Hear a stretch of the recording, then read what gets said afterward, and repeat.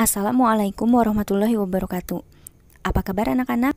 Ibu harap kita semua sehat selalu dan senantiasa selalu berada dalam lindungan Allah Subhanahu wa Ta'ala.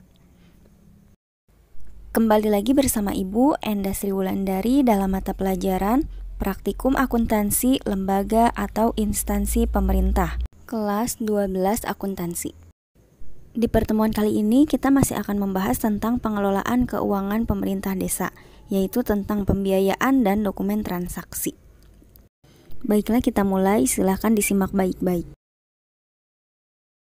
Pembahasan yang pertama yaitu mengenai pembiayaan. Pembiayaan adalah semua penerimaan yang perlu dibayar kembali dan atau pengeluaran yang akan diterima kembali, baik pada tahun anggaran yang bersangkutan maupun pada tahun anggaran berikutnya. Pembiayaan terbagi menjadi dua jenis. Ada penerimaan pembiayaan dan ada pengeluaran pembiayaan. Adapun yang termasuk ke dalam penerimaan pembiayaan yaitu sebagai berikut. Yang pertama ada sisa lebih penghitungan anggaran atau disebut SILPA. SILPA adalah sisa lebih pembiayaan anggaran tahun berkenaan, yaitu selisih antara surplus atau defisit anggaran dengan total pembiayaan. Sebagai contoh, misalnya dalam APBD terdapat defisit anggaran sebesar 100 miliar, ditutup dengan penerimaan pembiayaan sebesar 120 miliar.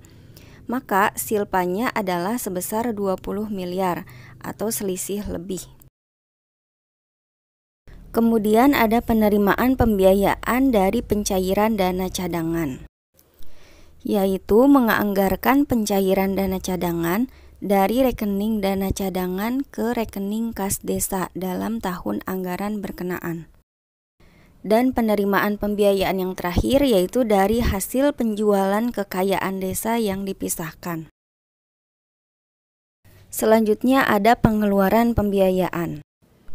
Adapun pengeluaran pembiayaan yang pertama yaitu pembentukan dana cadangan. Pemerintah desa dapat membentuk dana cadangan untuk mendanai kegiatan yang penyediaan dananya tidak dapat sekaligus atau sepenuhnya dibebankan dalam satu tahun anggaran. Yang kedua, ada penyertaan modal desa. Pemerintah daerah dapat melakukan penyertaan modal desa, misalnya kepada BUMDes atau badan usaha milik desa. Pemerintah desa menyertakan sejumlah uang atau aset lainnya untuk membentuk atau menambah modal BUMDes. Itulah pembahasan tentang pembiayaan. Sekarang kita bahas mengenai dokumen transaksi. Dokumen transaksi yaitu dokumen berisi informasi transaksi keuangan yang digunakan sebagai dasar untuk melakukan pencatatan akuntansi. Dokumen ini terdiri dari bukti transaksi internal dan bukti transaksi eksternal. Bukti transaksi internal adalah bukti yang berasal atau yang dikeluarkan oleh pemerintah desa itu sendiri, yaitu sebagai bukti telah terjadinya transaksi. Bukti transaksi internal terdiri dari bukti kas masuk dan bukti kas keluar.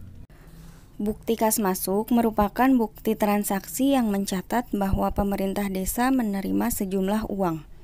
Sedangkan bukti kas keluar merupakan bukti transaksi yang mencatat pengeluaran sejumlah uang oleh pemerintah desa.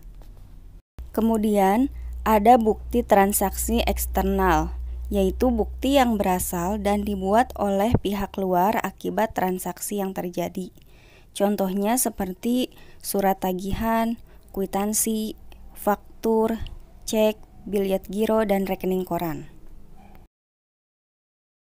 Itulah materi hari ini yang kita pelajari, yaitu tentang pembiayaan desa dan dokumen transaksi. Semoga bermanfaat. Bila ada yang ingin ditanyakan, silahkan diskusikan di forum Classroom. Kita lanjutkan lagi di pertemuan selanjutnya. Terima kasih. Wassalamualaikum warahmatullahi wabarakatuh.